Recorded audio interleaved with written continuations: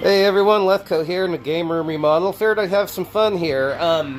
Months and months and months ago, I was on the live portion of the Retro Gaming Roundup podcast doing the live news. Well, not doing the live news, but I was in the chat section of it, and we had been joking around about shipping a brick. I'm like, heck yeah, I'll take a brick shipped to me.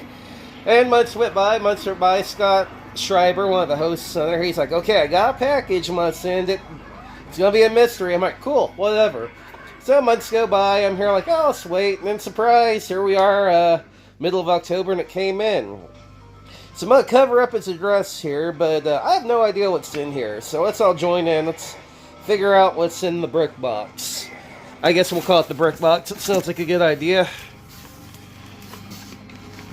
Looks like we have a Famicom clone, which may or may not be bricked. We'll have to try that out later, but looks like one of the however many games in one Famicom clones. It's kind of cool.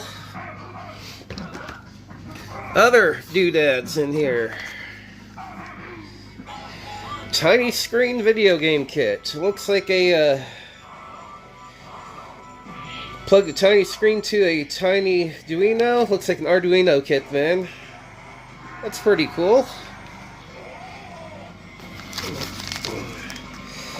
An aircraft size 00 came through Royal Mail. We'll have to look at that here in a second.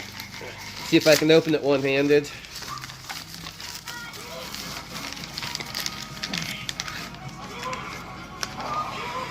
A Killstat electrostatic shielding. Just like a shielding bracelet. Guesswork's always fun. Let's try to open her up here. Out we go. Oh, that is not a shielding bracelet. That is a ROM chip. It's definitely the ROM chip from something. I'll have to look at it closer later. I have no clue what ROM chip that is, but very interesting. Feels like there's another one in here too. Nope, that is not a ROM chip. I can actually look in there now. That is an RCA jack hookup. So some sort of unique project item in there. Very interesting. Dude, I love mystery unboxings. It's always fun. Oh, we have the rest of the kit, apparently. Let's not touch. Be very, very careful with the board.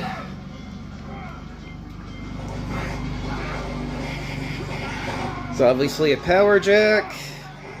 Have buttons here for inputs. Looks like that's the slot where you would plug in that ROM chip.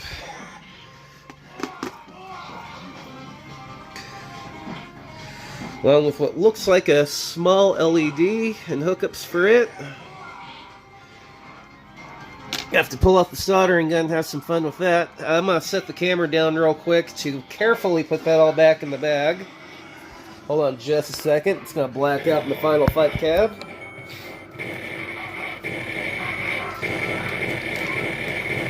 Oh, there's actually more in that bag.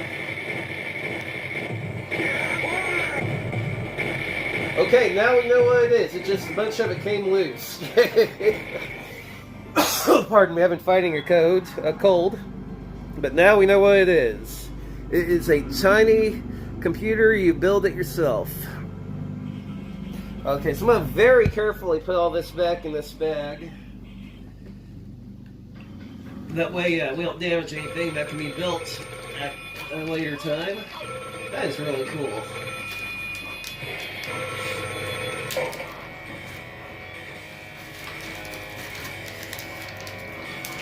So back in the baggie it goes, very carefully, not to break anything.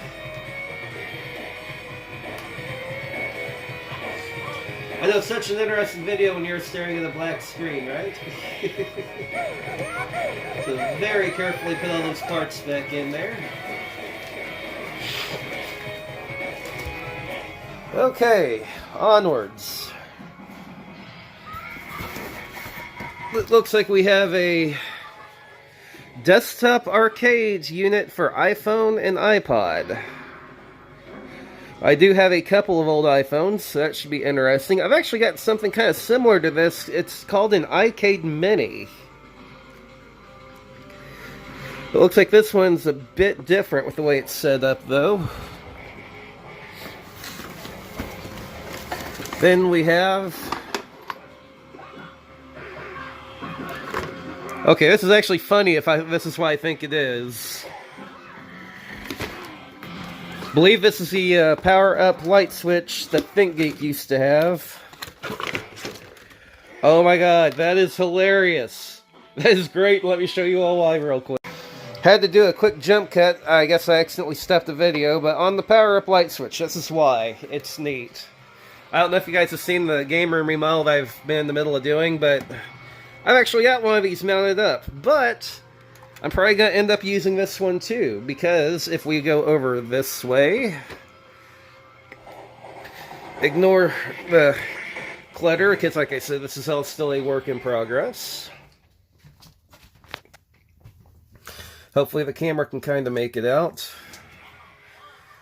But yeah, I use a button style light switch over on this one because I could not find another one of those ThinkGeek light switches.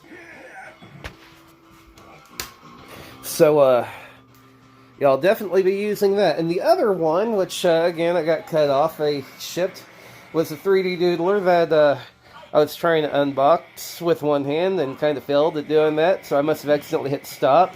So I'm going to splice that in, then we'll continue the video.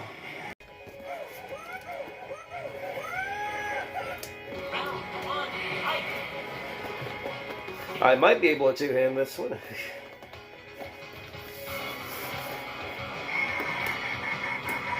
Well, it benefits being slightly under the weather, right?